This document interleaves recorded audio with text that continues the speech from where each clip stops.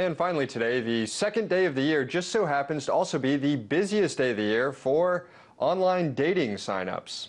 Perhaps trying to fulfill that New Year's resolution to not be lonely in 2014, troves of people flock to the net after the ball drops to find a partner. This time last year, on January 2nd, 2013, Match.com saw a 94% increase in daily signups.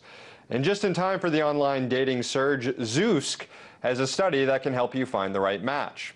Women, think twice about taking your profile picture outside. Zoosk says indoor pics will get you 60% more attention. But for guys, it's the opposite. They get 19% more attention if their pictures are taken outside.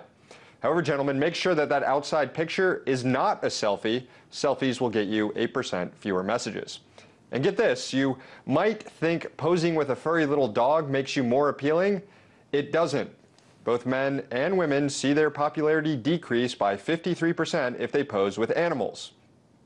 Ultimately, the way to get the most attention online, Zoosk finds, is to post a full body pic of yourself, which will boost your messages by an average of more than 200%.